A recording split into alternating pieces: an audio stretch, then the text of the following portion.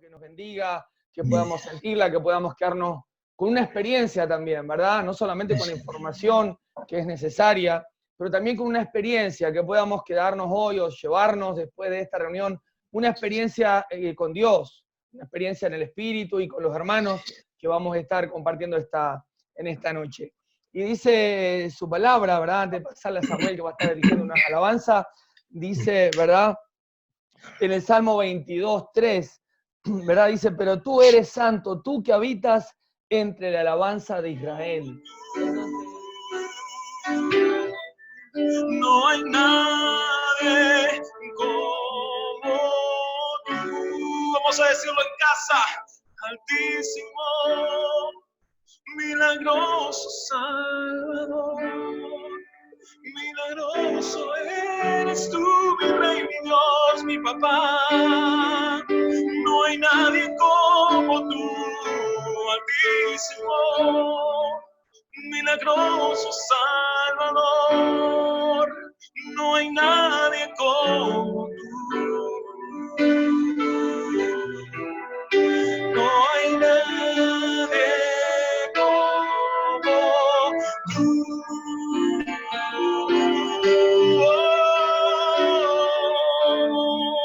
Nadie se compara a ti en el cielo, en la tierra y debajo de la tierra, Rey. Nadie se compara a ti, mi Rey, mi Dios. Y te elevamos nuestra adoración a ti. Nos llenamos de tu paz, en esta noche nos abrazamos con paz. Vamos a cantar una vez más. Y sé que es tu fidelidad, que llevas mi vida más allá de lo que puedo imaginar. Sé que no puedo negar que tu mirada puesta en mí me lleva de tu paz, que tu mirada puesta en mí me llena de tu paz. Y te amo, mi Señor. No alcanzan las palabras, solo me queda mi alma para cantarte. Te adoro, mi Señor. No hay nada alrededor, solo estamos tú y yo. Solo estamos tú. Te amo, mi Señor. Y se acaban las palabras, solo me queda mi alma para cantarte. Te adoro, mi Señor. Y no hay nada alrededor, solo estamos tú y yo. Solo estamos tú y yo. Bueno, otra vez, un abrazo a todos los pastores allí de Maldonado y pastores de otros lugares y aquellos que después verán el video en YouTube, ¿verdad? A todos una bendición desde aquí, desde Buenos Aires, Argentina. Soy el pastor Carlos Mraida. Como ven, estoy en mi casa porque estamos todavía nosotros aquí también encerrados. Todavía no podemos salir ni a ministrar fuera, solo alguna emergencia pastoral, ¿verdad? Pero si no, tenemos que hacer todo desde nuestras casas. Por lo que estaba escuchando allí al pastor Aldo, me parece que ustedes están más o menos igual, ¿verdad? Los veo a cada uno en sus casas, así que me parece que estamos parecidos todos, ¿no? Bueno, quiero compartirles una palabra que se encuentra en el Salmo 126, ¿sí? Y que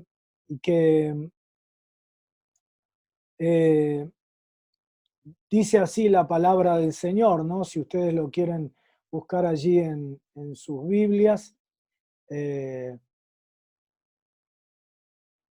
dice la palabra del Señor: cuando Jehová hiciere volver la cautividad de Sión, seremos como los que sueñan. Entonces nuestra boca se llenará de risa y nuestra lengua de alabanza.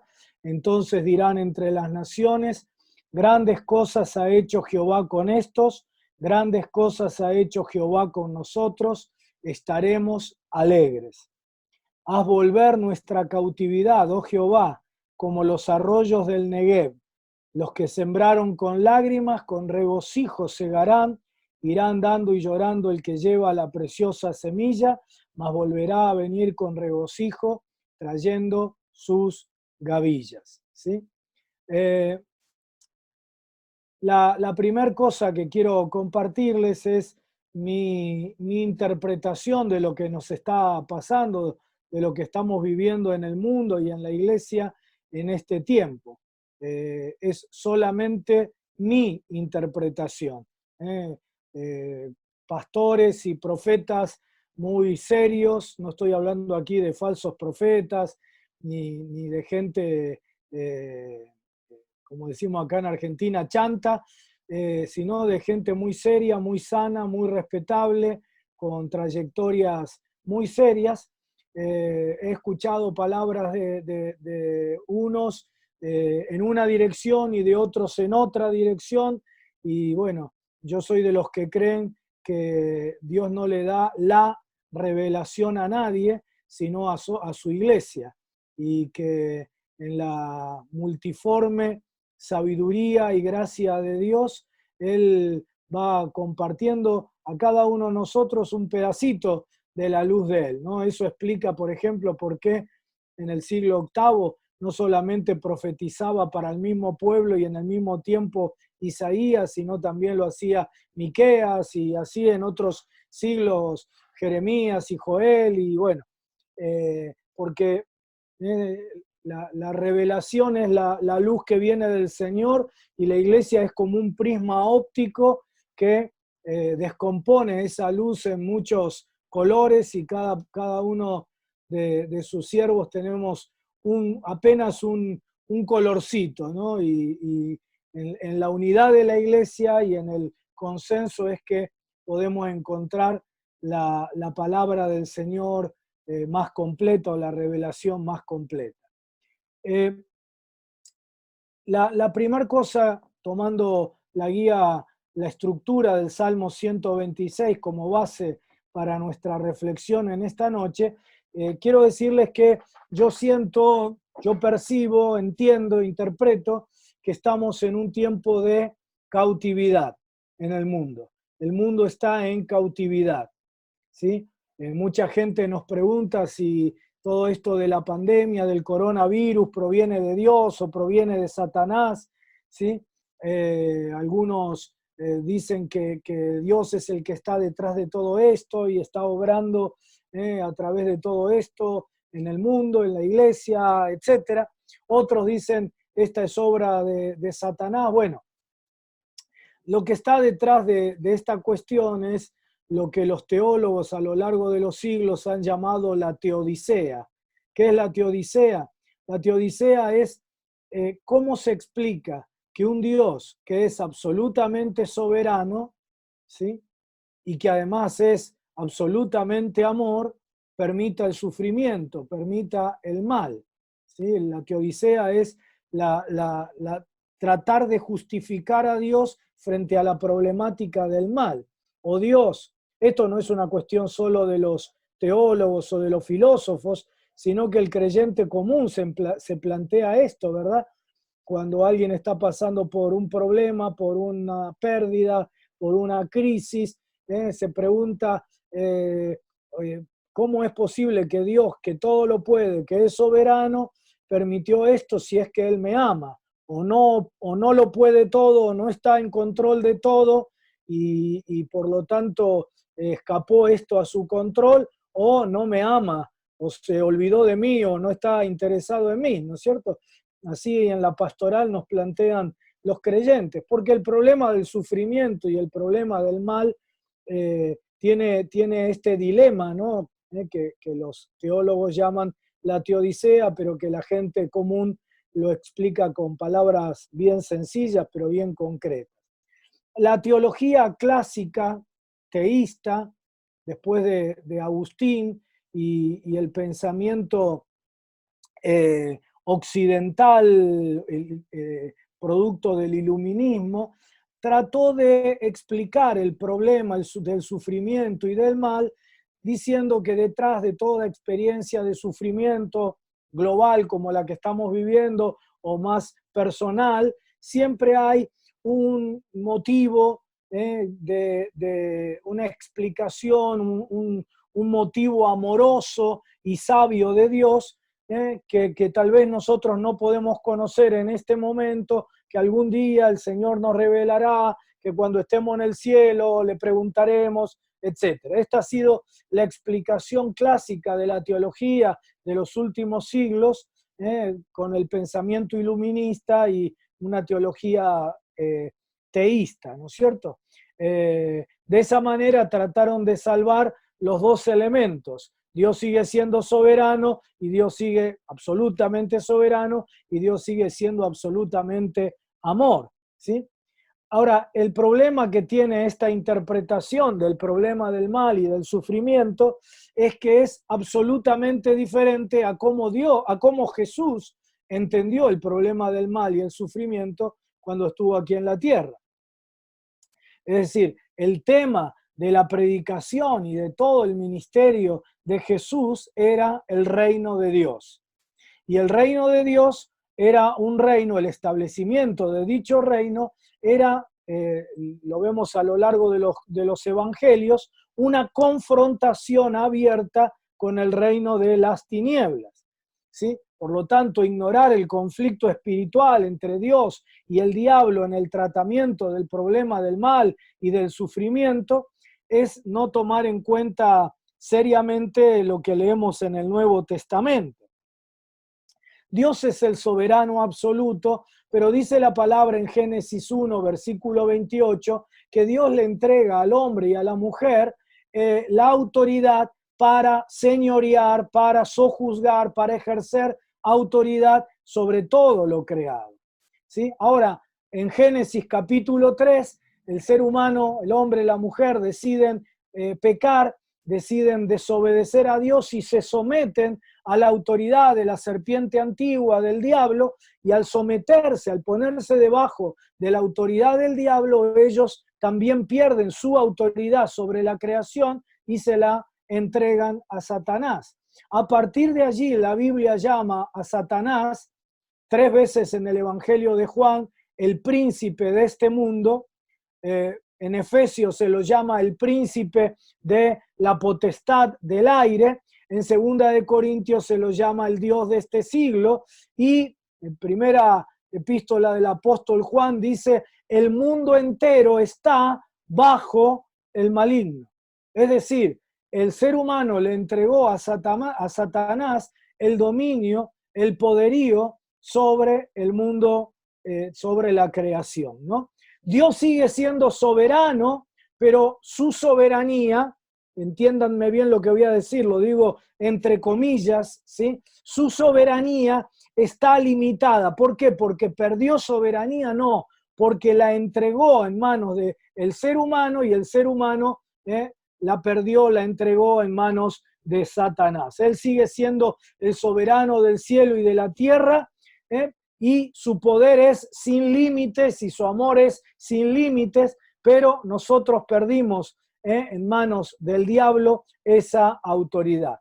La Biblia dice que Dios envía a su Hijo Jesucristo y Jesús en la cruz del Calvario es el primer ser humano que vence a Satanás, ¿sí? Desde Génesis 3:5. y recupera para el hombre, para el ser humano, para la humanidad, la autoridad que Dios le había entregado en Génesis capítulo 1, versículo 28. Finalmente el Señor es exaltado, es sentado a la diestra del Padre en el lugar de máxima autoridad, de máximo poder, pero dice Hebreos lo siguiente, aquí lo encontré, dice Hebreos, Cristo habiendo ofrecido, para los que están tomando nota allí, Hebreos 10, 12 al 13, Cristo habiendo ofrecido una vez para siempre un solo sacrificio por los pecados, se ha sentado a la diestra de Dios. De ahí en adelante esperando hasta que sus enemigos sean puestos por estrado de sus pies. Él está a la diestra de Dios en el ámbito de máxima autoridad, pero dice que está esperando. ¿Esperando hasta qué? Hasta que sus enemigos sean puestos por estrados de sus pies. Mientras tanto, el príncipe de este mundo sigue teniendo control sobre, por eso el apóstol Juan dice, el mundo entero está bajo el maligno. Ahora, ¿cómo Dios hará para que todos los enemigos de Cristo sean puestos por estrado de sus pies? Romanos 16:20 dice, y el Dios de paz aplastará en breve a Satanás bajo vuestros pies. ¿Por qué la espera? La espera es porque Jesús le delegó esa autoridad que él recuperó en la cruz a su iglesia, ¿sí? Y es su iglesia la que pondrá pronto, en breve, dice acá Romanos 16:20, a Satanás bajo sus pies. Y como la iglesia está sentada juntamente con Cristo en los lugares celestiales, ¿sí? Efesios capítulo 2, versículo 6, cuando la iglesia aplaste a Satanás bajo sus pies, estará poniendo a todos los enemigos bajo los pies del Señor, que está también sentado allí a la diestra del Padre. ¿Sí? La interpretación clásica iluminista que ha dominado el pensamiento occidental ha hecho que nuestro problema del mal no sea el mismo problema del mal que Jesús y sus discípulos. ¿Sí? Esta perspectiva clásica ha enmarcado el problema del mal, como dije, en un asunto de que siempre habrá un propósito sabio, un buen propósito amoroso que se esconde detrás de la enfermedad, de la muerte, de la pobreza, del hambre, de la injusticia, ¿sí? Y entonces esto convierte el problema del mal en algo contra lo cual, según Jesús y el Nuevo Testamento y los discípulos y la iglesia primitiva, el problema del mal, algo contra lo cual la iglesia tiene que luchar, y lo transforma en algo simplemente para explicarlo teológicamente. ¿Sí? No es de extrañar que terminemos resignados, rendidos, en lugar de enfrentar nuestra misión de conflicto espiritual que tenemos que llevar adelante continuando el ministerio de Jesús, tal como Él lo hizo. Cuando Hechos tiene que explicar el ministerio de Jesús y resumirlo, dice que anduvo haciendo bienes y deshaciendo las obras del diablo. Cada milagro de sanidad, cada oprimido liberado, cada palabra que enseñaba y que producía que la gente, ¿qué decía? Este enseña con autoridad. Todo es un problema de reino, todo es un problema de autoridad, todo es una confrontación de poderes, ¿sí? Y Hechos resume el ministerio de Jesús diciendo, deshizo las obras de Satanás, ¿sí? Y lamentablemente cuando seguimos nada más que la explicación teológica más clásica de los últimos siglos, digo de los últimos siglos porque la iglesia primitiva no creía eso, ¿verdad? Vemos que terminamos resignados, terminamos rendidos ante el conflicto espiritual y el mal. Esto explica por qué mucha de la iglesia occidental ha sido propensa a teologizar, a teorizar mucho sobre el mal y sobre el sufrimiento, pero al mismo tiempo se ha sentido impotente para enfrentarlo, ¿sí? A diferencia de la iglesia del Nuevo Testamento, que no estaba ni confundida ni desconcertada intelectualmente ante el mal, sino que estaba empoderada para enfrentar el mal y vencerlo. Creo que estamos en un mundo en cautividad y permítanme compartirles rápidamente 4 o 5 características de las muchas que hay que marcan esta cautividad en la que estamos inmersos como mundo. En primer lugar, se viene un mundo en cautividad bajo vigilancia biopolítica. Vigilancia biopolítica. Hay muchos que están sacándole el polvo a Apocalipsis capítulo 13, ¿no? Y a todo ese relato que habla de un nuevo orden mundial globalizado, ¿sí? Y la marca de la bestia y el 666, ¿verdad? Y están hablando, ¿no? Es la primera vez en la historia que una organización tiene poder sobre los gobiernos nacionales, sobre los mercados internacionales, sobre los científicos, sobre los habitantes de la Tierra que se someten y hasta están listos para perder sus derechos constitucionales. El otro día vi por televisión 12 policías dándole una paliza impresionante a una persona porque no tenía puesto el barbijo. Y por supuesto no estoy justificando la imprudencia de esa persona que no tenía puesto el barbijo, pero en el país de las libertades individuales y de los derechos constitucionales, como son los Estados Unidos, 12 policías pegándole a una persona simplemente con no tener barbijo.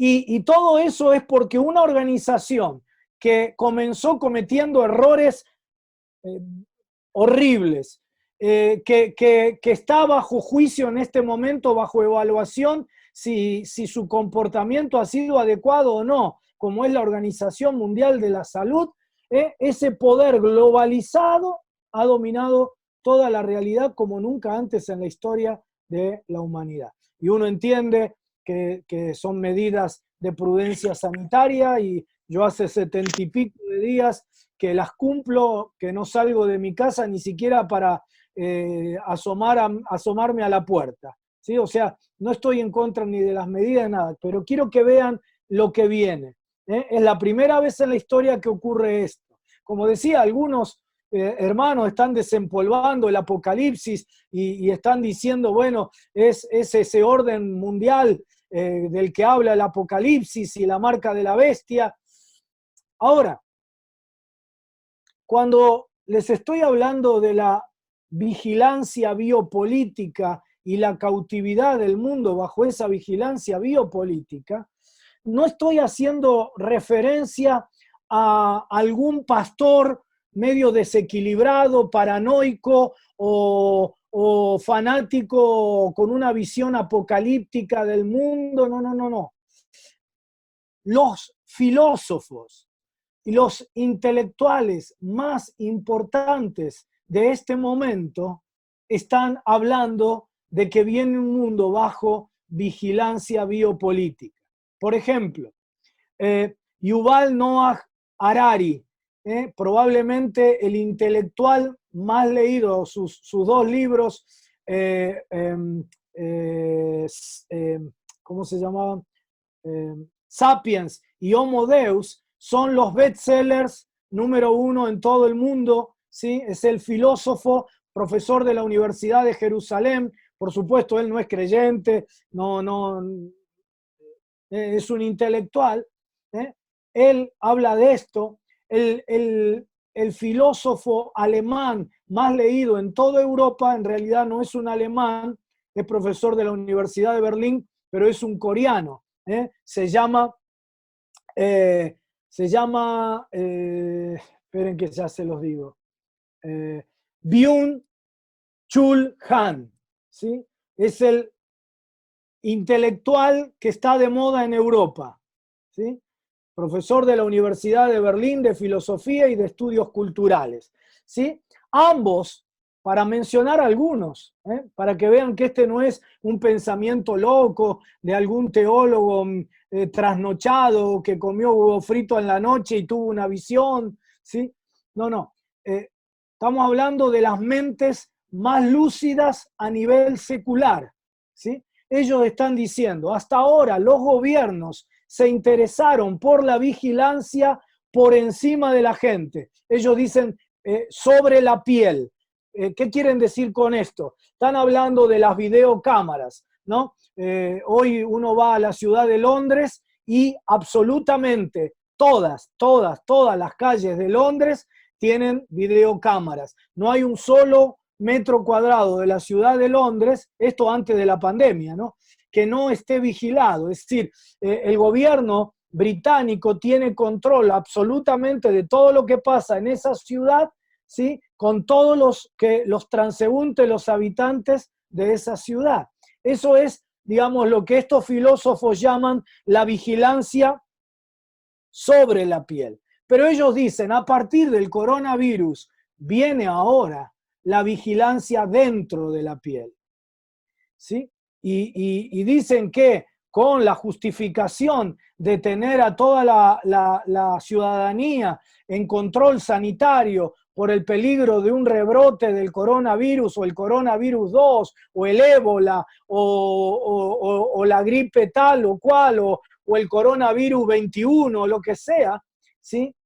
Existe el serio peligro de que se coloque un microchip dentro de la piel de manera tal que puedan evaluarse la temperatura corporal, la presión arterial, etcétera, el flujo sanguíneo, etcétera. Una serie de datos biométricos a través de los cuales el gobierno tiene información, se supone que nada más que del elemento sanitario de la población, ¿sí? Pero estos filósofos dicen, no es para eso.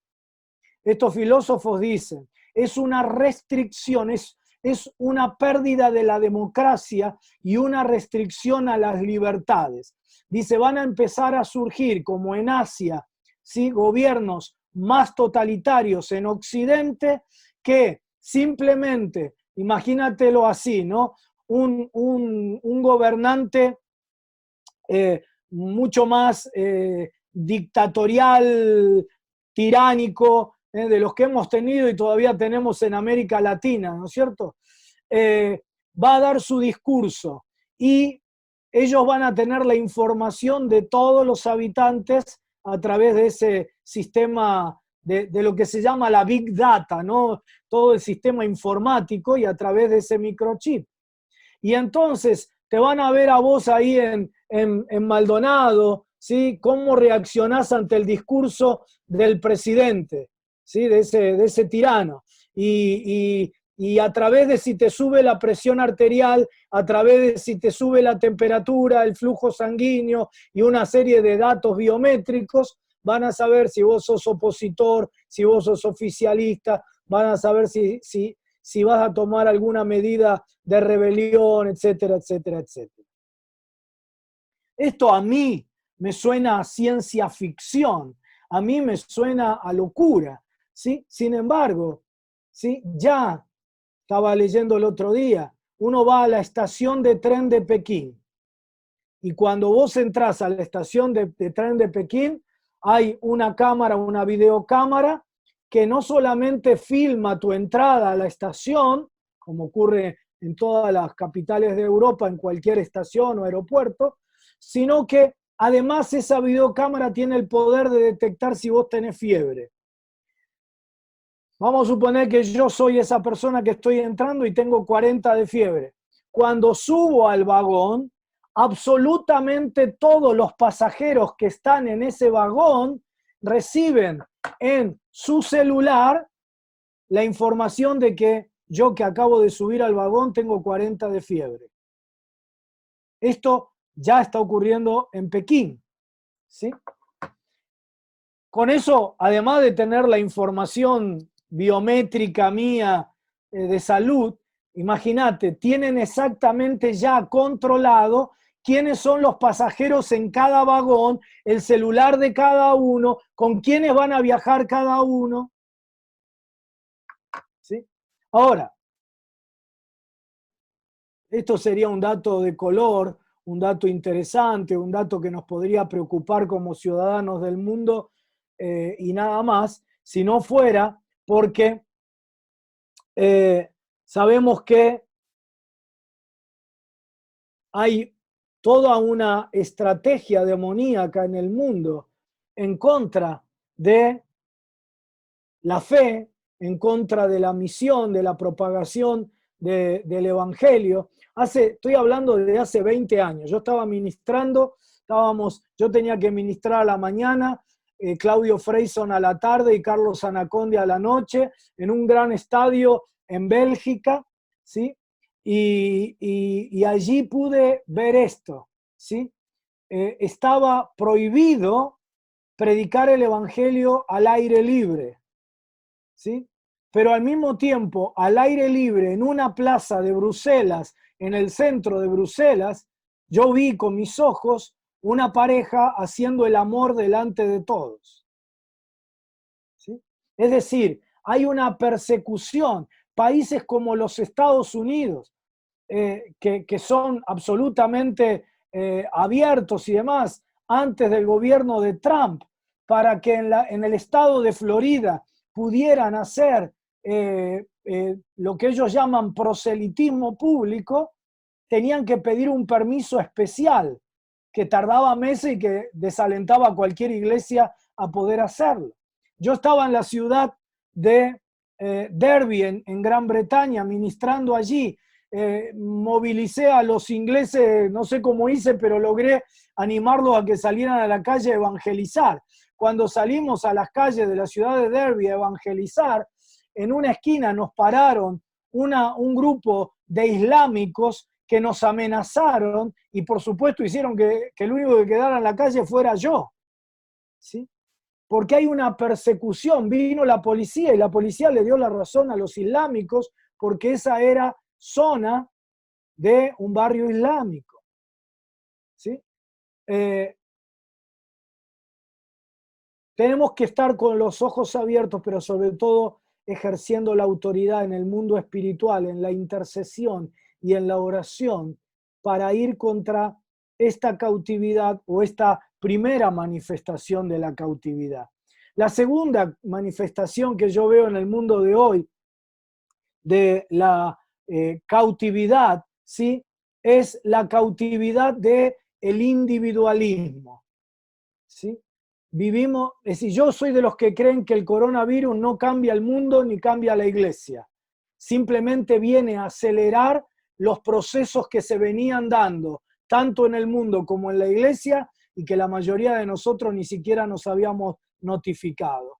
Pero todo lo que estoy hablando ya estaba ocurriendo y el coronavirus lo que hace es acelerar ese proceso, ¿sí? Vivimos en un mundo del hiperindividualismo, del ultraindividualismo, ¿sí? Y el coronavirus vino a acelerar eso. Hay toda una agenda satánica de desaparición de lo comunitario, ¿sí? La destrucción del matrimonio, la fragmentación de la familia, el debilitamiento de la escuela, la conversión de los clubes deportivos sociales en empresas comerciales, la secularización de lo sagrado, el ataque ideológico a lo religioso.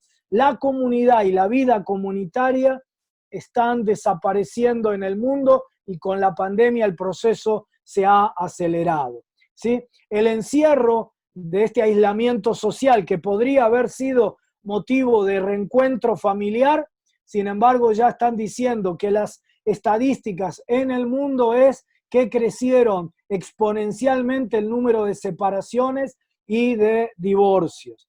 El creer que la escuela o la educación está cubierta con el aula virtual, ¿sí? Ignorando el valor irreemplazable del proceso de socialización de los chicos al estar juntos, del aprendizaje los unos con los otros, el home working o el teletrabajo desde casa, ¿no? Que elimina el compañerismo, el reemplazo de los practicantes de deportes a simplemente espectadores y espectadores que no comparten un espacio común, las iglesias que no se pueden congregar. Es decir, la pandemia vino a acelerar ese proceso de destrucción de lo comunitario. Estamos cada vez más conectados, producto de la digitalización de estas plataformas, pero eso no trae mayor vinculación ni cercanía, ¿sí? Tenemos comunicación sin comunidad, comunicación sin comunidad, ¿sí? Y cada vez la posibilidad de establecer estamos todos conectados pero no relacionados. Cada vez esto va a ser cada vez peor, ¿sí? Imagínate, ni siquiera podemos estrecharnos la mano y saludarnos, ¿verdad? Todos estamos, ¿sí? con un aislamiento que agrava este individualismo, ¿sí? Los problemas de soledad en el mundo son impresionantes, ¿sí?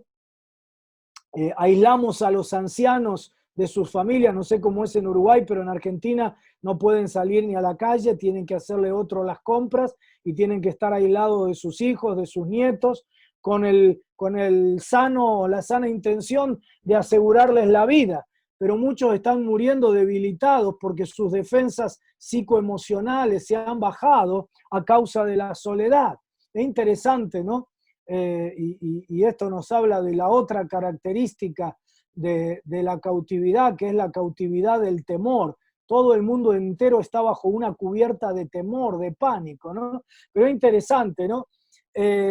Ayer el jefe de gobierno de la ciudad de Buenos Aires dijo que las víctimas en la ciudad de Buenos Aires del virus, los que murieron, el promedio es aproximadamente 75,5 años, 75 años y medio. Ahora, ¿saben ustedes cuál es la expectativa de vida en la ciudad de Buenos Aires? 76 años. Es decir, prácticamente lo mismo. Pero los hemos encerrado a los viejitos que de cubrirlo y de que no se contagien y se están muriendo a causa de la soledad. La tercera característica de la cautividad, como dije, es el temor, ¿no? Los efectos de nuestro miedo pueden ser, dicen los expertos, más devastadores que la propia pandemia en sí. El miedo está siendo capaz de generar que se esté produciendo una crisis social, económica, mundial, con efectos sobre la salud gravísimos. El temor afecta al sistema inmune, baja las defensas y hace que las personas sean más susceptibles a contraer enfermedades, entre ellas el propio coronavirus, ¿no? Ya Martín Lutero, en 1539, en la ciudad de Wittenberg, había visto esto cuando una plaga castigó esa ciudad y la gente se volvía loca y huía de la ciudad abandonando a sus familiares enfermos. Y Lutero decía, el miedo es más terrible que la propia enfermedad. Dice, perturba el cerebro de la gente y hace que la gente abandone aún a sus seres queridos. ¿Sí? Miren, hubo otras enfermedades que causaron más contagio y muerte que el coronavirus, sin embargo, ninguna generó lo que se ha popularizado ya como la pandemia del temor.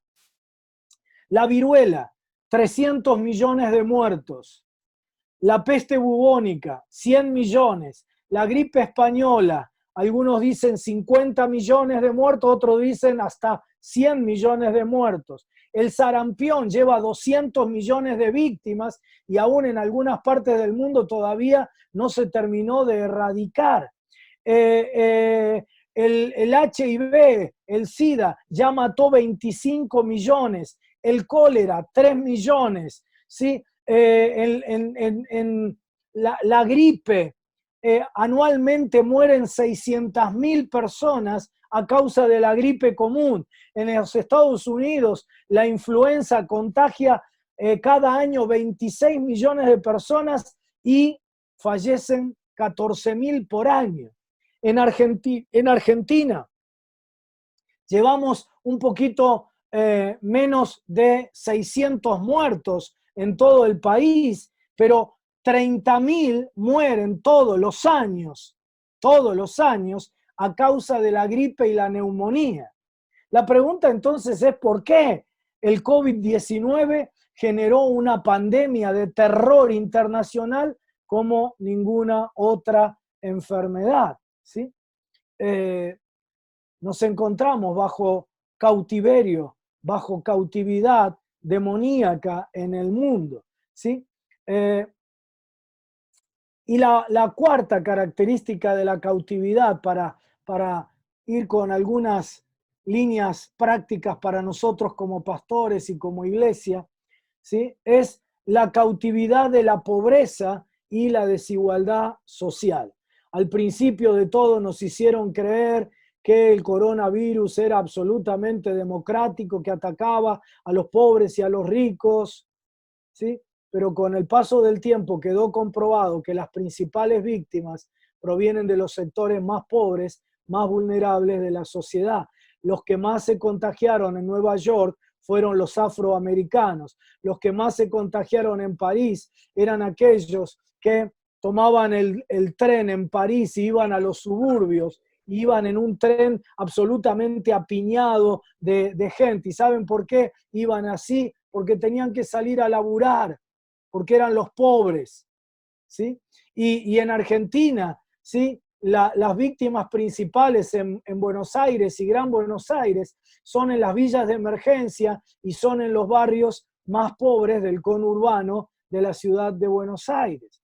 Pero no solamente que el coronavirus encontró sus víctimas principales en los sectores de un mundo que ya estaba en absoluta desigualdad social, sino que la pandemia viene a agigantar, a acelerar el proceso de pobreza y de desigualdad social, ¿sí? Imagínense todo este desastre de la economía. En Estados Unidos se calcula que entre el 30 y el 40% quedó ya sin empleo, ¿sí? En Argentina, en lo que va de la pandemia, en estos 70 días, el 10% de la clase media cayó por debajo de la línea de pobreza, es decir, la pobreza en 70 días creció un 10%, estamos ya en el 45% de la población. UNICEF dice que para fin de año el 58,6% de los niños argentinos serán pobres y que el 17% de los niños argentinos vivirán en indigencia. En un país que produce alimentos para 400 millones de habitantes. Si no hay una explicación demoníaca detrás de eso, ¿cómo se explica que un país que produce alimentos para 400 millones de habitantes tenga un 58,6% de sus niños pasando hambre, en pobreza, en miseria?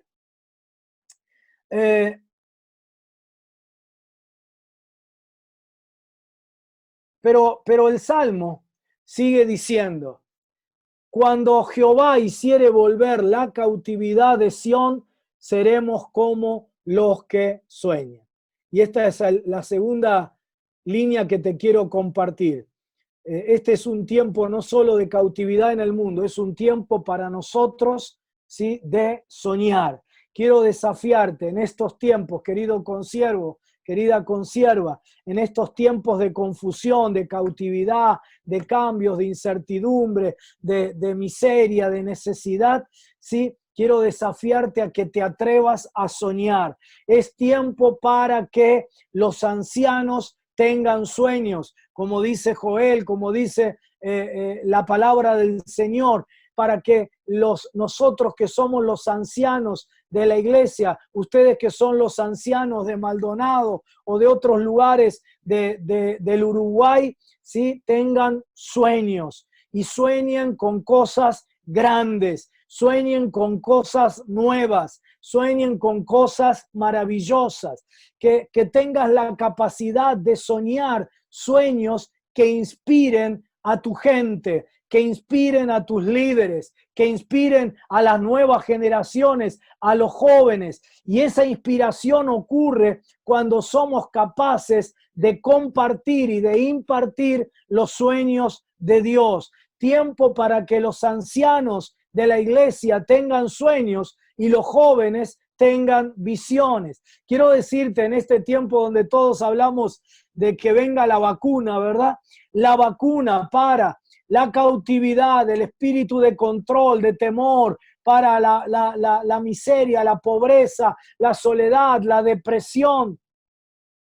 La vacuna son los sueños y las visiones, ¿sí?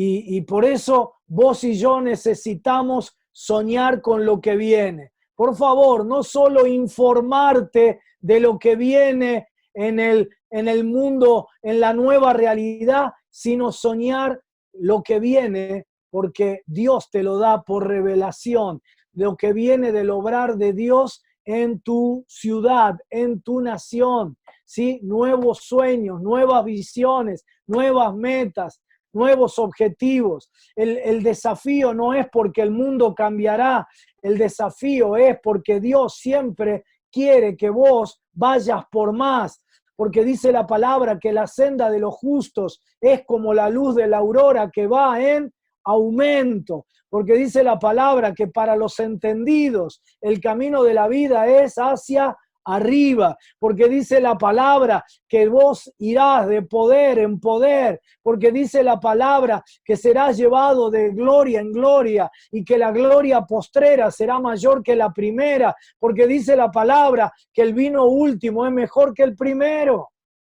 Cuando te digo que lo mejor para tu vida, querido pastor, querida pastora, consiervos del Señor, cuando te digo que lo mejor para tu vida no está en lo que hiciste, sino en lo que viene, no te lo digo como un eslogan motivador de un predicador, no, te lo digo porque es lo que dice la palabra. Lo que dice la palabra es que lo que viene es lo mejor para tu vida, ¿sí? Lo mejor de tu ministerio no está en lo que ya hiciste, está en lo que vas a estar en estos días últimos de cuarentena, soñando bajo la revelación del Espíritu Santo. Lo mejor está en esos sueños, en este tiempo y en esas visiones que vas a inspirar en los más jóvenes. Profetizo en esta noche sobre tu vida, sobre tu ministerio, que lo mejor está por delante, que lo mejor está por delante para tu vida, está por venir para tu iglesia lo mismo. No vas a achicarte, no vas a retrotraerte, no vas a reprimirte,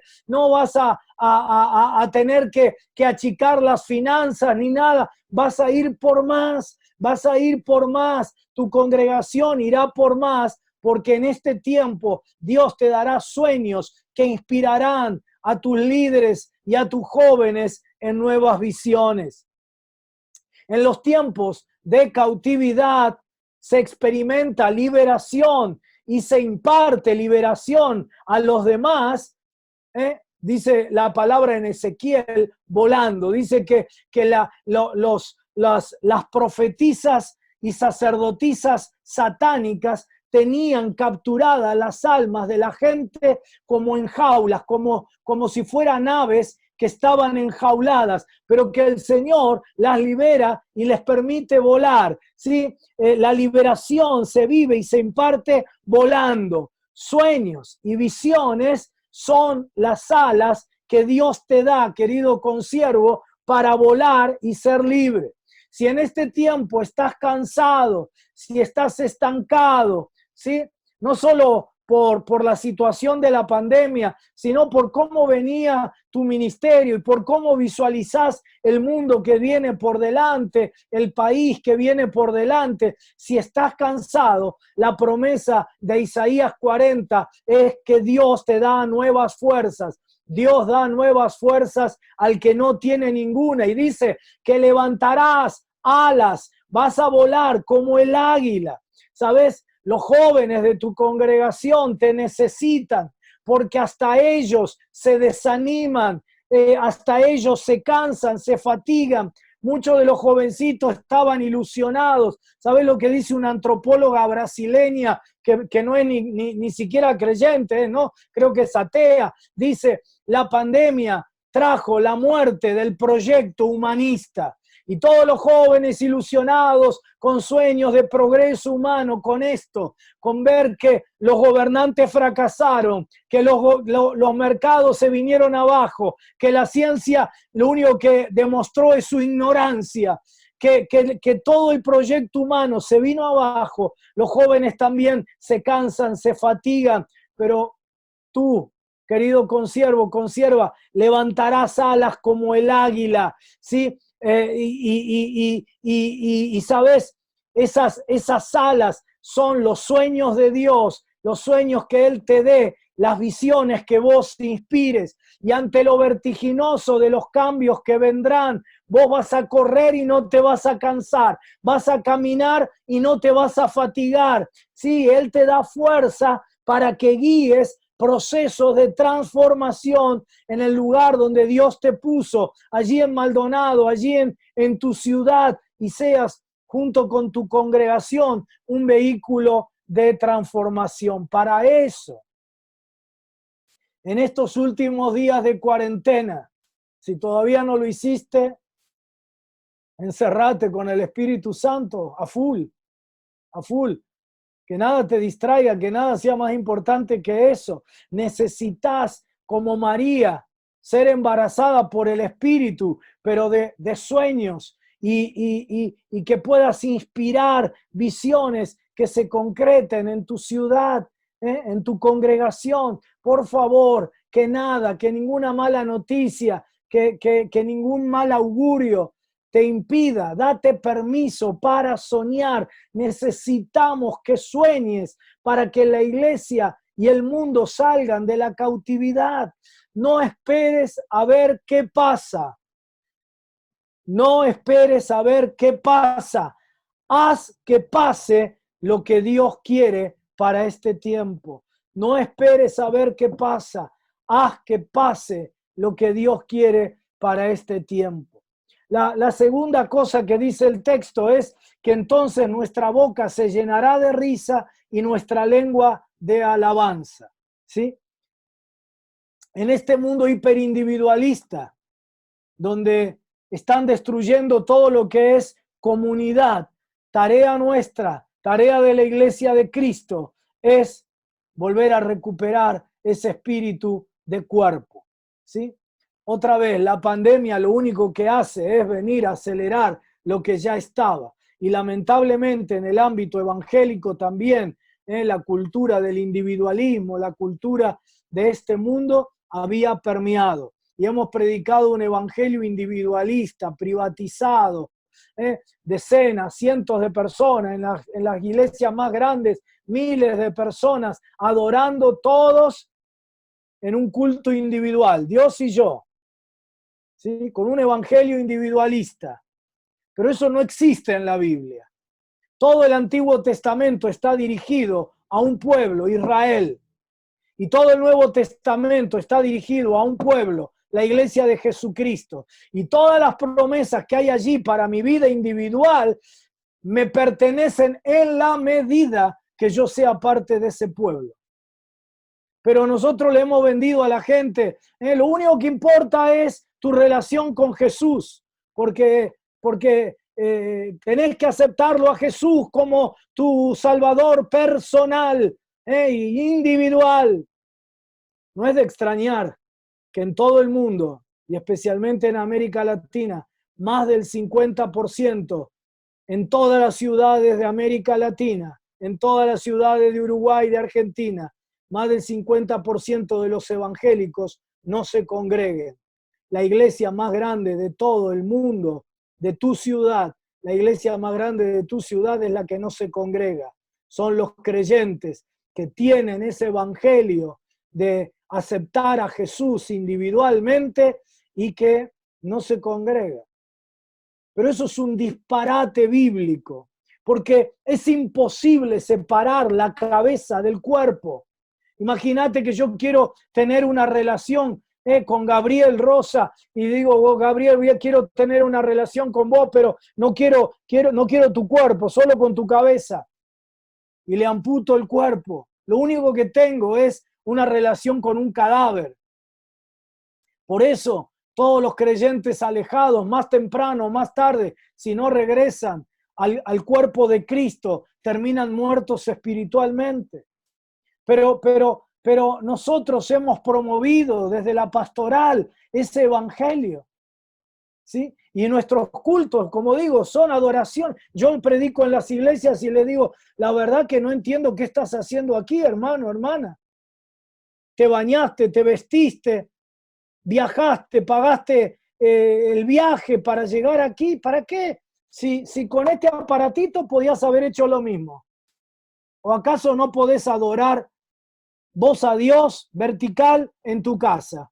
¿No podés orar en el nombre de Jesús en tu casa? ¿No podés leer la Biblia? Con este aparatito, ¿qué querés? ¿Qué te gusta? ¿La adoración de quién? ¿De Marco Witt? La buscás y adorás al Señor desde tu casa con Marco Witt. No, me gusta más Gilson. Adorás con Gilson. No, me gusta más Vettel. Bueno, adorás con Vettel. Marco Brunet. Adorás con quien te guste. Y después, ¿qué predicador te gusta más? ¿Sí? ¿Te gusta más Satirio dos Santos? Bueno, ¿te gusta más, no sé, quién sea? Hasta muchas iglesias hasta podés ofrendar por internet, virtualmente. Así que, ¿para qué vas a congregarte? ¿Sí? Y como vas a ver en unos minutitos más, que es donde quiero bajarte un poquito más de lo que yo siento que es una instrucción para los pastores en este tiempo, ¿sí? Lo que viene, pastores, apenas termine la pandemia, va a ser peor si no hacemos un cambio significativo en nuestros ministerios y en nuestra iglesia. Ya voy a llegar ahí.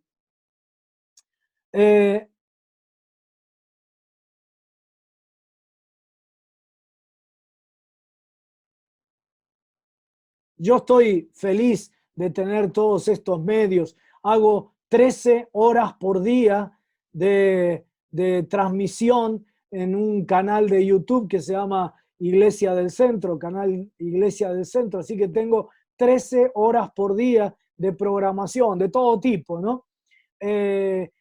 Transmito los cultos online. Bueno, hago todos los días 3, 4 Zoom como estos. Yo estoy agradecido a Dios por esto. Pero tenemos que entender algo muy claramente, queridos pastores. Y si alguno se me durmió, ahora despiértese porque aquí quiero contarte lo que yo siento que es lo más importante para este tiempo. Yo los veo a los pastores muy felices porque, claro, a todos nosotros con estos aparatitos nos ve más gente que la que venía a nuestros templos. Si a tu templo iban 20 personas, te ven por estas plataformas 50, 100, 200.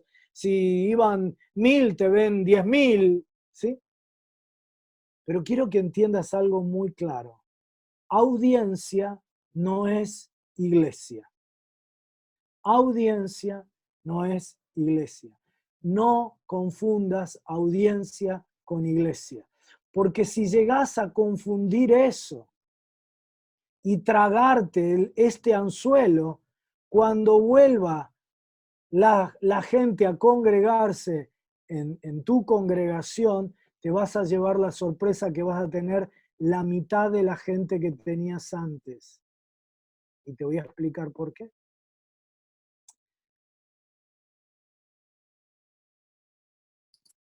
Durante años la estrategia del diablo ha sido confundir a la gente evangélica diciéndole, vamos a la iglesia. ¿Sí? Entonces la gente te dice, el domingo voy a la iglesia. Sí, y el domingo nos vemos allí en la iglesia porque vamos tanto vos como yo a la iglesia. Vamos a la iglesia. No, no, nosotros no vamos a la iglesia, nosotros somos la iglesia. Vamos a un templo, a un edificio, vamos a una celebración, a un culto, pero no vamos a la iglesia, somos la iglesia. Y el diablo ha usado eso para que la gente, ¿qué es lo que haga? ¿Qué es lo que hace?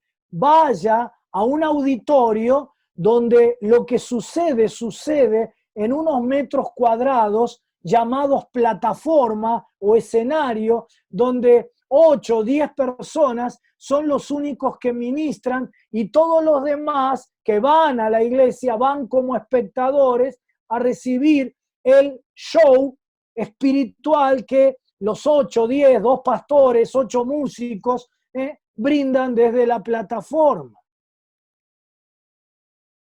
Ustedes saben que vivimos en la cultura del show. La industria número 1 del mundo es la industria del show, del entretenimiento. La número 2 es la del armamentismo, pero la 1 es la del show. Así que todo tiene que ser un show.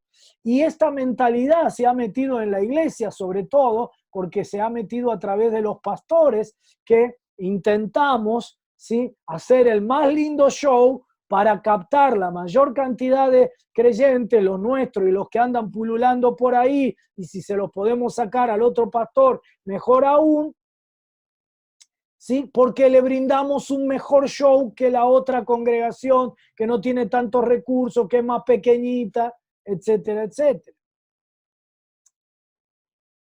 Esto ya era antes de la pandemia, ¿verdad? La gente decía, vamos a la iglesia. Pero ¿sabés cuál es la nueva estrategia de Satanás? Va a ser nada más que cambiar una letra, un cambio de vocal, de vamos a la iglesia a vemos la iglesia. Porque te voy a hacer una pregunta ahora yo a vos. Suponete que yo fuera miembro de tu congregación. ¿Para qué, como digo yo, para qué bañarme, afeitarme, vestirme, pagar colectivo, pagar pasaje, ponerle combustible al auto, viajar hasta el templo, si lo mismo puedo ver sentado en el sillón de mi casa mientras como una porción de pizza en pantufla y pijama? ¿Para qué? Y hasta puedo zafar de no ofrendar. Y si quiero ofrendar, lo mando por vía virtual o paso en la semana y lo dejo en la oficina. ¿Para qué? Y los pastores que están tan alegres y entusiasmados con el mundo virtual, y vuelvo a decir, yo estoy eternamente agradecido por lo que estoy haciendo y estoy alcanzando a muchísima gente con el evangelio y creyentes apartados y gente inconversa, pero creer que eso es la iglesia, cuando si vos no haces un cambio, primero aquí en tu cabeza y luego en la práctica pastoral y en la iglesia, te vas a llevar la sorpresa dentro de algunas semanas, cuando vuelva a congregarse, que el primer culto la gente va a ir, ¡wow! ¿Cómo extrañamos? Estamos muertos de ganas de vernos, ¿no? El segundo culto, el tercero, pasados los primeros 5 cultos, la gente va a decir, bueno, hoy elijo, hoy no tengo mucha gana, hoy me quedo en casa, hoy y mañana también, y total, hoy, en vez de verlo, ¿para qué voy a ir a las 10 de la mañana al culto si lo puedo ver a las 4 de la tarde por YouTube? O si no, lo veo mañana lunes y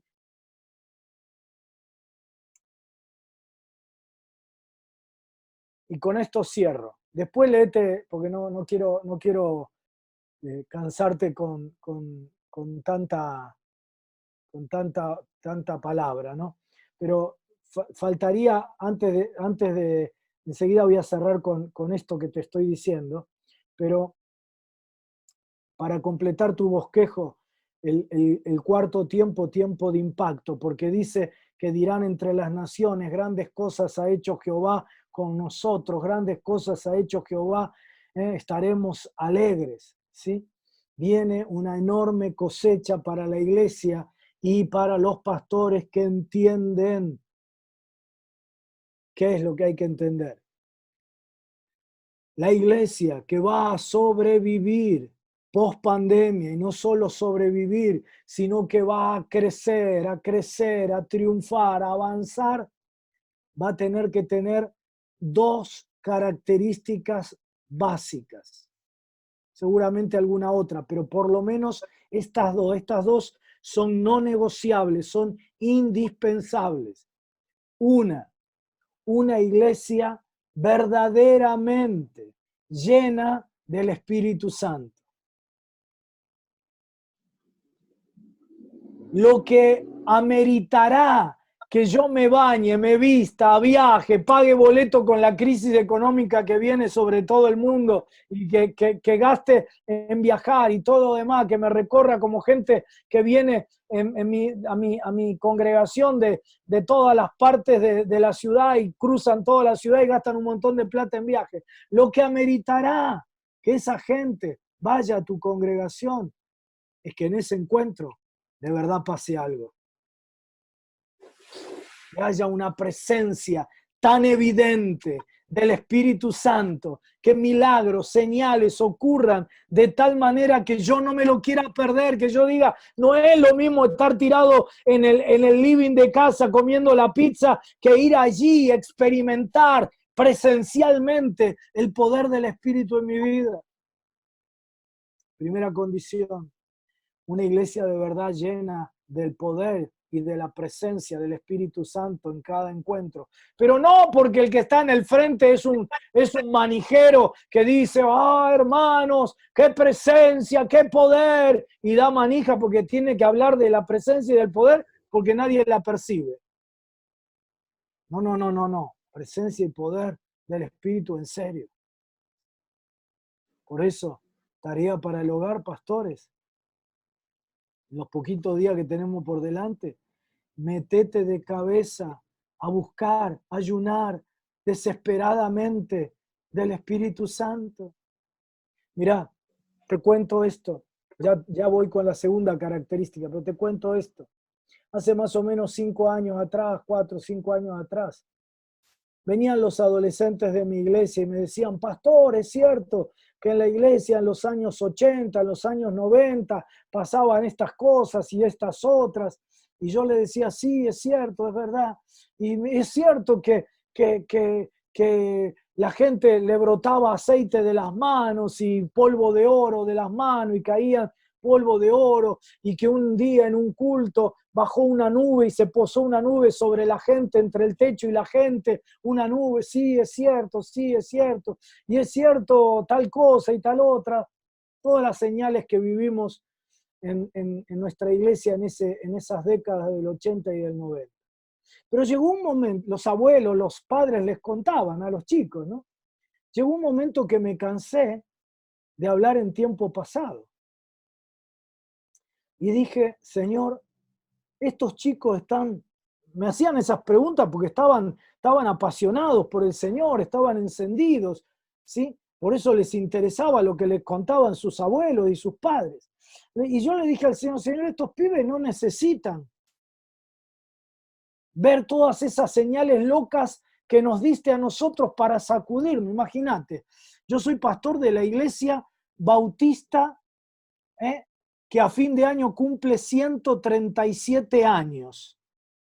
Así que la más antigua, la más tradicional, ¿sí? Y de pronto Dios nos tiene que sacudir con esas locuras impresionantes, ¿sí? No sé, el primer culto que empezó mover, ¿sí? Levanto la mano, oro, y 800 personas se caen al piso, solo quedan paradas 6 personas. Yo ni estaba enterado de que iba a ocurrir eso. Imagínate el efecto visual, psicológico de eso. Imagínate todas esas otras señales que te conté y muchas otras que no vienen a cuento ahora que que te siga diciendo, manifestaciones angelicales en los cultos, en la adoración, todo el ambiente, todo el templo llenándose de un perfume especial, que no era perfume de aquí de la tierra, ¿no? Y así un montón de cosas. Y me cansé de hablar en tiempo pasado y decirle a los chicos, sí, pasó, sí, pasó. Y dije, Señor, estos chicos están más encendidos que yo, no necesitan ser sacudidos como yo en aquel tiempo y como la gente de mi tiempo. Pero me gustaría que ellos también tuvieran experiencias con ese mundo sobrenatural. ¿Para qué? Para que incorporen en su vida cotidiana el mundo sobrenatural, que lo sobrenatural sea la manera de vivir de ellos. Y entonces tenía que ir a Colombia y le dije a mi secretaria, contratame 2 días más de hotel porque quiero quedarme en un retiro con el Señor, quiero buscar del Señor. No le dije para qué, pero yo iba con la intención de buscar más del Señor para las nuevas generaciones, de tener un renuevo del espíritu para los chicos, para los adolescentes y los jóvenes. En mi primer día de retiro allí en un hotel de Bogotá, de rodillas en la alfombra, el Señor me pega 2 golpes de knockout impresionantes. El primero, el Señor me hace tomar conciencia de que yo había perdido mi hambre y mi sed por el Espíritu Santo. Te quiero aclarar, yo estaba perfectamente bien, no estaba en pecado, no estaba en ninguna cosa rara. Mi ministerio iba cada vez mejor, cada vez... ¿sí? El problema es que yo no tenía hambre de más del Espíritu Santo, más de su persona. Y es pronto, el Señor me confronta con eso y me dice, perdiste el hambre por mí. Ya no estás desesperado por mi Espíritu Santo. Y ahí tomé conciencia de algo que te quiero compartir, y es que el peor momento de mi vida no fue estando mal, sino que yo estaba saciado. Y el Espíritu me dijo, yo solo puedo saciar a los que tienen hambre y sed, no a los que están saciados. Yo estaba bien, no necesitaba. El Señor me dice, te felicito que estés aquí buscándome por las nuevas generaciones, pero ¿sabés cuál es la otra cara de la moneda? Que me estás diciendo, te busco por las nuevas generaciones, porque yo no te necesito. Y ese fue mi primer golpe de knockout. Darme cuenta que yo estaba saciado y solo puedo recibir más cuando tengo hambre, desesperación y sed del Espíritu. Pero el segundo golpe fue peor. Yo viajo por todo el mundo, me invitan por todas partes del mundo. Cientos de ciudades del mundo me invitan a ministrar. Lo que viví en esos tiempos del Espíritu Santo, la unción del Espíritu, orar por la llenura del Espíritu Santo, etc. Así que se supone, entre comillas, ponelo, que yo soy un experto en el Espíritu Santo. Y este experto en el Espíritu Santo recibe el segundo golpe y es que no sabe cómo provocar hambre. Yo había perdido el hambre, estaba saciado, estaba bien, satisfecho, pero el Señor me dice, hasta que no tengas hambre de mí, no te puedo dar más.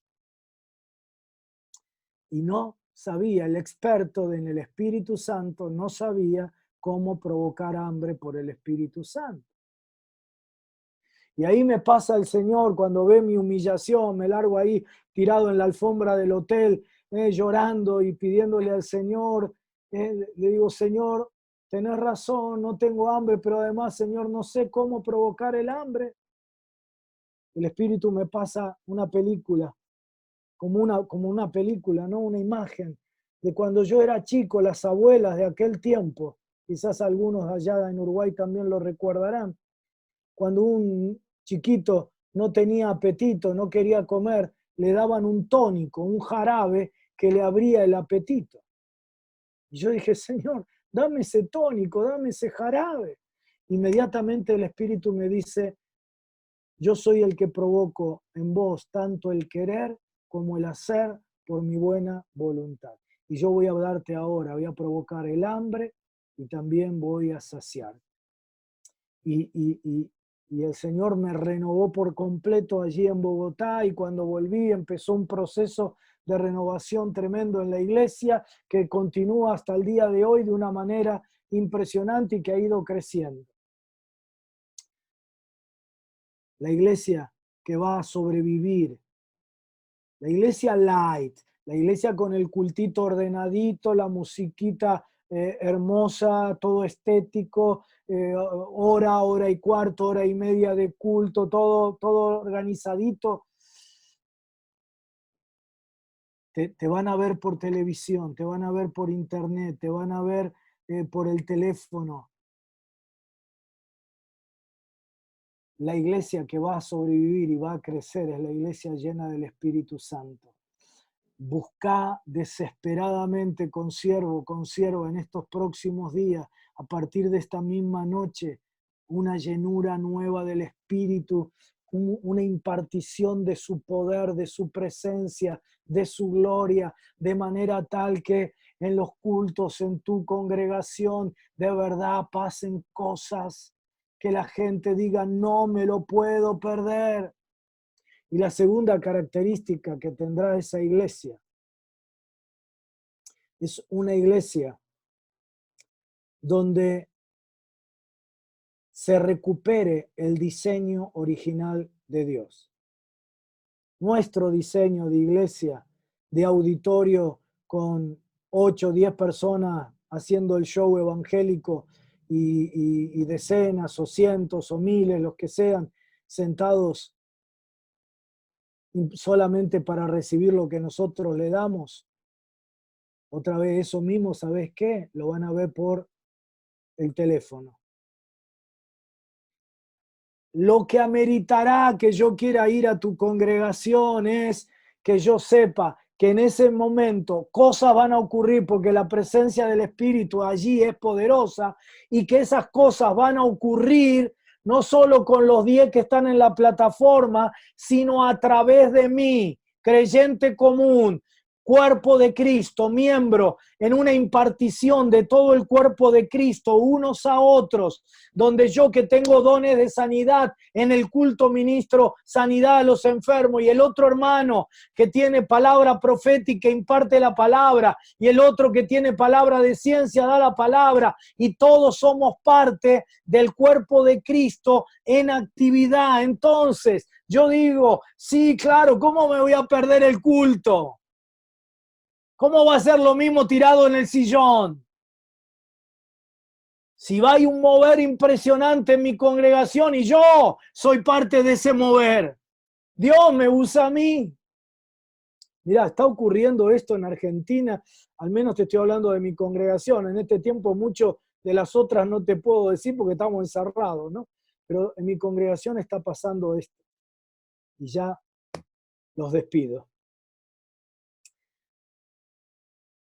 La diferencia entre las señales y el mover de los 80 y los 90 con el mover de hoy y las señales de hoy es que en el 80 y en el 90 era todo, era lo que yo impartía desde el frente a la gente. Pero ahora hay un movimiento horizontal.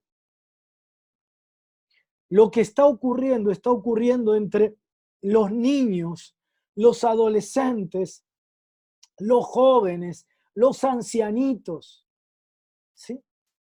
Ya nos pasó antes de la pandemia, tuvimos un campamento de adolescentes y al día siguiente uno de jóvenes pegados, y tuvieron un día en común, ¿no es cierto? El último del día del campamento adolescente era el primero del de jóvenes. Y ese día, ¿sí?, el pastor invitado que estaba allí para enseñar sobre un determinado tema que le habían dicho, que no tenía nada que ver ni con el Espíritu Santo, ni con el poder, ni con nada, está ministrando a la noche y les dice a los chicos, termina de predicar y dice, bueno chicos, miren, mi casa queda muy lejos de aquí, del lugar de campamento, así que yo ya me tengo que ir, no tengo tiempo ni siquiera de orar por ustedes, así que por favor, júntense en grupito de 6 y oren entre ustedes. ¿Sí? Y se tomó el buque, no se fue. Un anticlímax, si alguien quiere hacerlo peor para preparar el ambiente para que haya un mover del espíritu, este pastor lo hizo, ¿no? Pastor maravilloso, pero así fue. Y los chicos se empezaron a juntar en grupitos de 6, y uno de los grupitos de 6 empezó a recibir una visitación del Espíritu Santo, y de pronto ya no eran 6, eran 12, y eran 20, y eran 50, y eran 100, y eran 120, y eran no sé cuántos. Y empezaron todos a ser tocados por el Espíritu Santo. Les brotaba aceite de las manos, les brotaba polvo de oro de las manos. Había una chica con escoliosis, con la columna una S, fue sanada. Un muchacho con la rótula de la rodilla rota fue sanado, sin que ningún pastor ministre. Eso fue febrero. Cuando vuelven los chicos, pasaron un par de semanas y empezó la cuarentena acá. Y yo dije, Señor, justo que teníamos los pibes encendidos, ¿no? A los chicos encendidos. Viene esto, que no pueden estar juntos, que no se pueden retroalimentar. Y dije, esto va a apagar todo lo que han vivido. ¿Sabés lo que pasó? Se multiplicó. Mi hijo más chico, 19 años, tiene en esta programación del canal de la Iglesia del Centro de YouTube, tiene un programa a las 4:30 de la tarde, orientado para adolescentes, ¿no? Y empezó a orar, y empezaron a ocurrir cosas. Y empezó a contar testimonios de personas que recibían polvo de oro, y mientras lo contaba, entraban los chats allí en el canal de YouTube. Yo estoy recibiendo, yo estoy recibiendo, yo estoy recibiendo, yo estoy recibiendo, ¿no? Una chiquita, una adolescente, recibe polvo de oro en la mano, agarra el celular, se saca una foto, y la loca esta, yo le hubiera dicho, estás loca, pero esta chica, encendida por el Espíritu, envía la foto con su mano llena de polvo de oro a todos sus contactos, todos sus compañeros de colegio. ¿Sabe lo que pasa? Sus compañeros de colegio inconversos tienen la misma señal, todos tienen, y la empiezan a llamar y le dicen, decime Magalí, ¿qué es esta locura que tengo la mano llena de polvo de oro? Y la chica les empieza a predicar de Cristo, y 20 chicos en una tarde entregaron su vida a Cristo por una nenita de 17 años, ¿sí? Que compartió lo que el Espíritu estaba haciendo en su vida. Y los ancianos que están recluidos y que están solitos, ¿sí? Mi hija tiene el programa de la ULT con el que se cierra junto con su esposo, que son pastores de la iglesia también, tienen el programa de cierre del canal. Y está orando por la gente y recibe una palabra de conocimiento, de ciencia, y dice, en este momento personas mayores están experimentando, que se sienten solas, que se sienten solitas, van a experimentar en esta noche una presencia angelical especial, y la van a poder detectar porque la habitación se les va a llenar de perfume. No se pueden imaginar la cantidad de testimonios que hemos tenido de viejitos y viejitas que dicen, en medio de la noche el Señor me despertó por el aroma, por la fragancia que había en mi habitación. Es decir, hay un movimiento horizontal. Yo no oré por nadie. Hay un movimiento horizontal. Yo no tengo, hasta el día de hoy, no tengo ninguna de esas señales. Nunca tuve polvo de oro en la mano. Bueno, espero poder tener en algún momento. Ni aceite, no tuve ninguna. Pero hay un movimiento horizontal.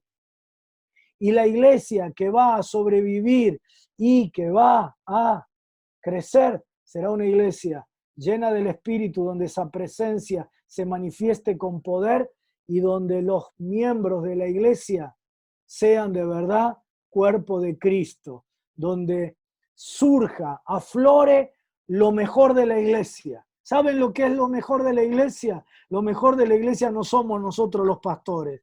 Lo mejor de la iglesia no son los músicos. Lo mejor de la iglesia es alelon, alelon, alelon. 59 veces aparece en el Nuevo Testamento esa palabra, alelon, y se traduce unos a otros.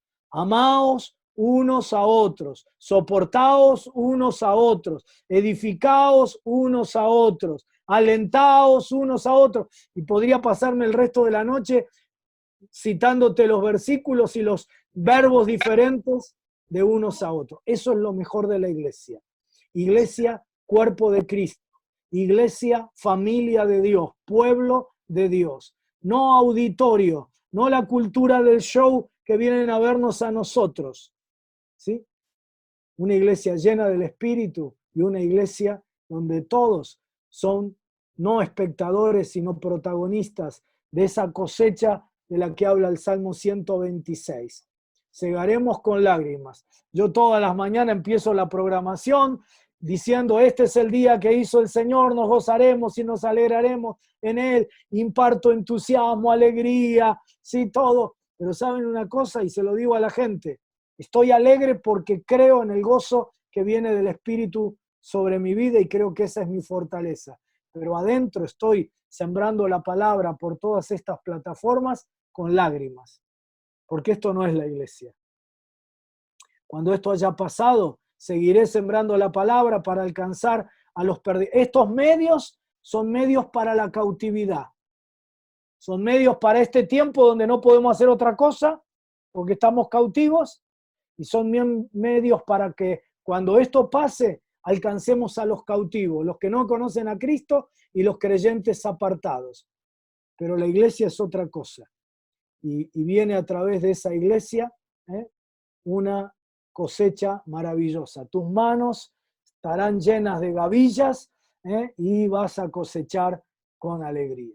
Te bendigo, querido pastor, te bendigo, pastora, bendigo al cuerpo de pastores de Maldonado, en el nombre de Jesús, Señor, sigue uniéndolos, sigue, Señor, manifestando que sean uno para que el mundo crea, y Padre, que este sea un tiempo donde todos ellos tengan experiencias profundas contigo, profundas con el Espíritu Santo, y que puedan, Señor, recibir también la manera práctica de que post pandemia la iglesia vuelva a tu diseño, cuerpo de Cristo, familia de la fe, pueblo de Dios. Los bendigo en el nombre del Padre, del Hijo y del Espíritu Santo. Amén y amén. Le damos gracias al Señor. Oremos entonces para finalizar. Padre, queremos agradecerte la oportunidad que hemos tenido en poder estar compartiendo juntos este tiempo, edificándonos por medio de tu palabra, por la común fe que nos has dado, Señor, por la cual nos hemos unido. Gracias porque nos has ayudado a sostener, Señor, la comunicación y has permitido el que muchas personas, Señor, en este día puedan, Señor, recibir esta convocatoria y que seguramente también puedan estar siguiendo a través de los diferentes medios. Gracias te damos por tu palabra, que es viva, que es eficaz y que es poderosa, Señor, y que ha calado hondo en nuestros corazones. En el nombre de Jesús, amén. Amén.